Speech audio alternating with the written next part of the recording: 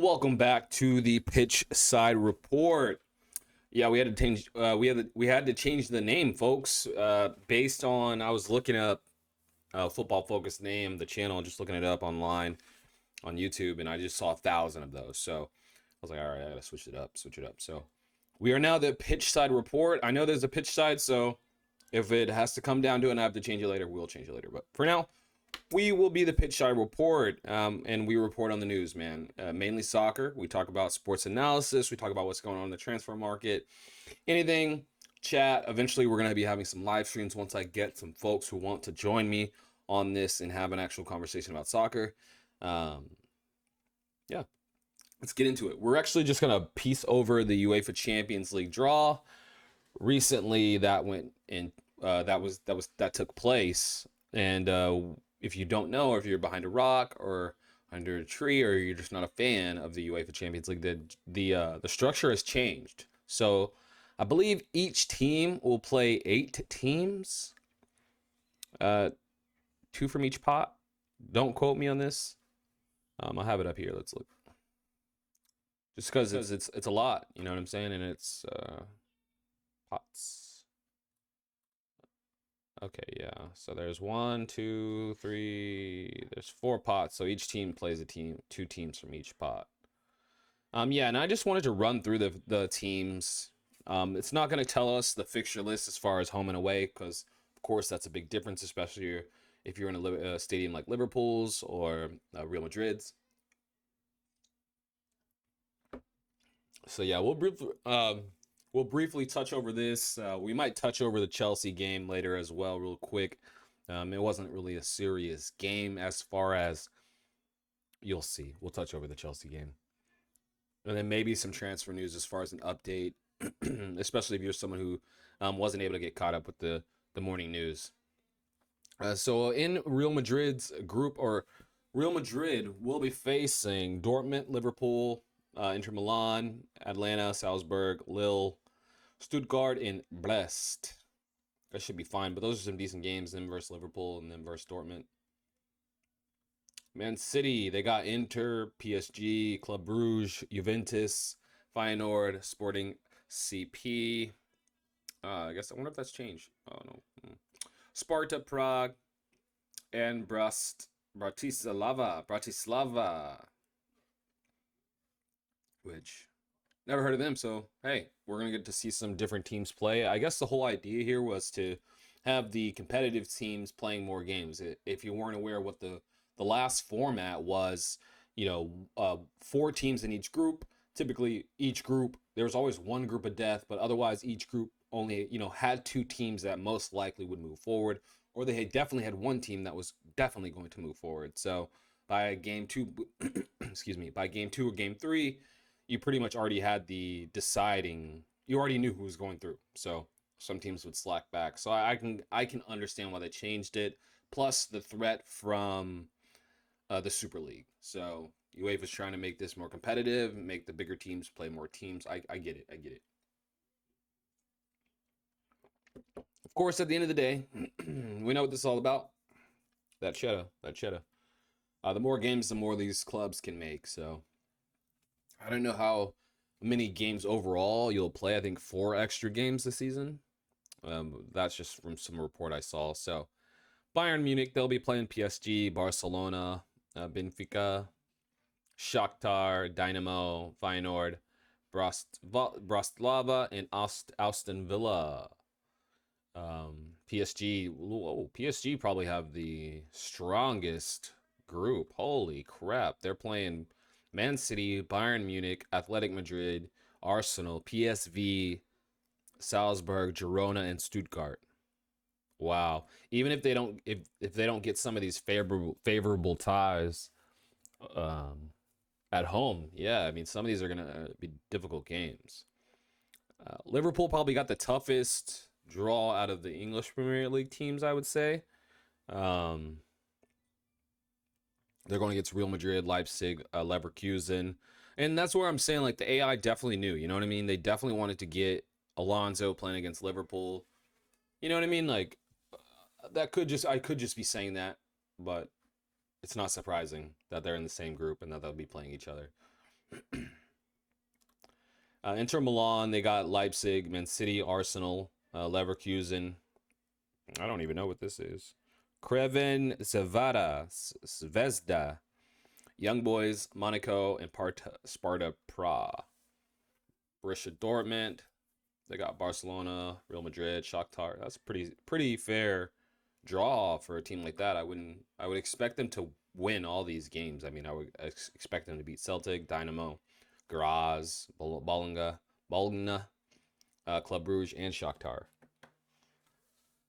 Leipzig, that's a tough one for them. I mean, all these Liverpool, Inter Milan, Juventus, Atleti, and Aston Villa should be tough ones. Who's Aston Villa playing? I gotta get to them. Crazy how many teams there are. I guess I won't go over all of them, just the top ones. Atlanta, they got a fair group. Real Madrid, Barcelona, and Arsenal all in the same group, or at least they will be playing. Juventus versus Man City and Aston Villa.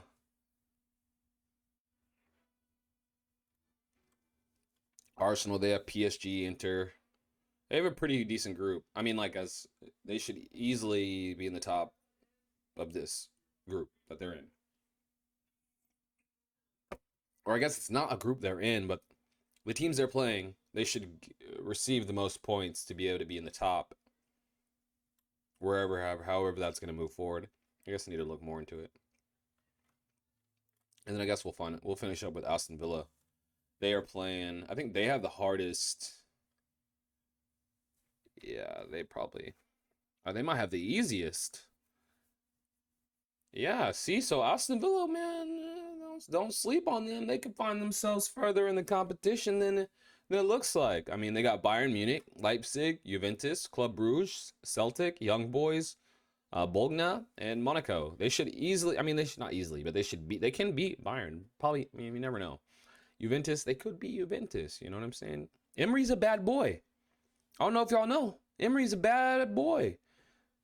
How many teams has he gotten far in these competitions when no one expected it? Right. So that's that. I guess we'll touch up and give a update whenever we get the fixture list. All right, next we're going to touch over some transfer news real quick. Let me get myself out of the way here. Make this a little smaller. Chia. Okay. So yeah, we got the transfer news.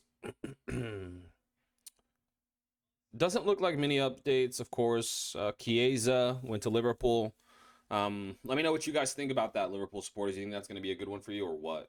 I think it's going to be definitely a good signing. At least fresh runner who's a dedicated player who knows how to get the crowd hyped. And at Liverpool, that's like one of the main things. Once you get that crowd hyped, they're pushing.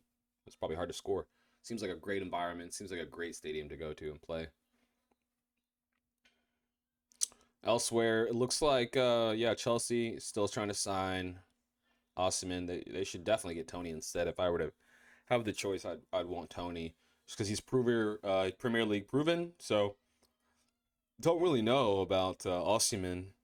You know, some of these African players, they're a little overhyped, especially from AFCON. Not saying they're not ballers, just some of them are overhyped. Ugarte, he could play this weekend for Manchester United. I don't really see that happening, but we shall see. Things should change, though. I mean, today's Thursday. We have the transfer deadline on Friday. So things should start taking place and start making order. I'm so glad that the name Manchester United is not linked with this man anymore. Arsenal, if y'all want him, take him. Get him. He might be a better fit for you than Martinelli. You know what I mean? Or not. Because I don't care for Raheem Sterling. As of now, he was solid back then as a winger, and Pep used him in a great place and used him the right way. But would I want to have him on Manchester United's team in this current state with these current players and this current coach? No, I wouldn't. What else we got? Wolves target Andre, left emotional ahead of Fluminense. Farewell. Who cares? Wolves, yeah, they need some players. They're struggling. Ajax signed Veghorst from Burnley. I guess that's good for him. He kind of got slept on at Manchester United. And the rest are just kind of Neil Mope, Marseille. That's cool.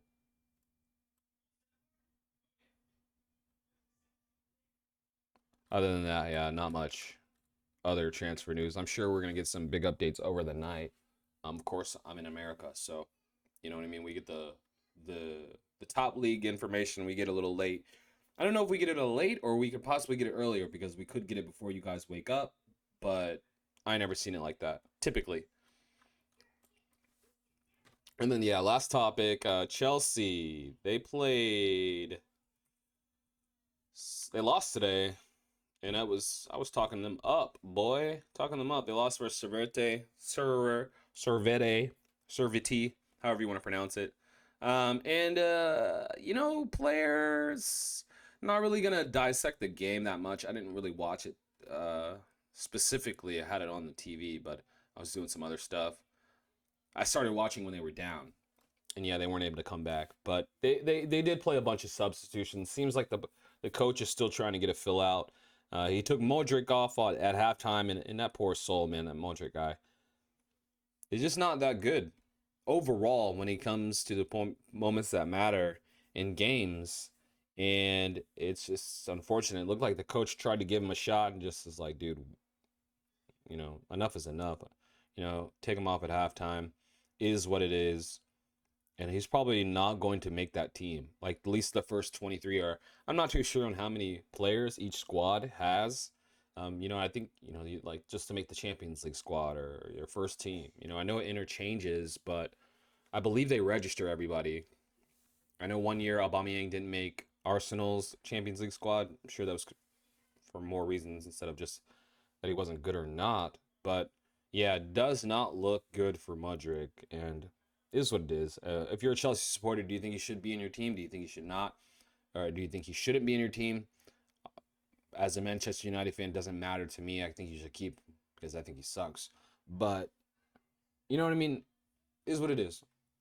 Is what it is. Just not my style of player.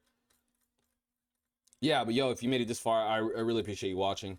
If you want to get on the channel and try to or want to live stream with me and have a conversation, leave a like, leave a comment, let me know, shoot me an email, and we can get this thing going. Remember, this is the Pitchside Report. So if you're feeling the vibe, subscribe. We're out here just to talk about soccer, man. The beautiful game. Love to chat about it. So the more engagement we can get, the bigger we can get this channel. We can really start having some awesome conversations and keep the love of the beautiful game alive. But yeah, I really appreciate it if you made it this far. Leave a comment. Let me know what you think about what I've had to say. And I will most likely be back. I'm trying to do a decent update every time I can do one, right? Especially now that I have the different setup, not doing editing on the green screen. So tomorrow, let's see what's going on tomorrow as far as the sports.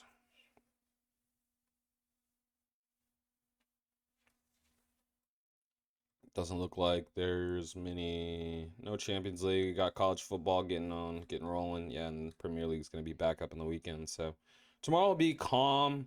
I might do a match preview, Manchester United versus Arsenal. Manchester United versus Liverpool. Hopefully they have a more detailed list of the mock starting lineups. Of course, it always changes, you know what I mean? It changes like right before the game, just in case, someone has an injury or whatever, right? Someone yells at the coach, whatever. So I might have an update before or maybe a Friday evening, but we shall see. Again, though, if you made it this far, I really appreciate you watching this Pitch Side Report. I'll catch you guys next time. All right, later.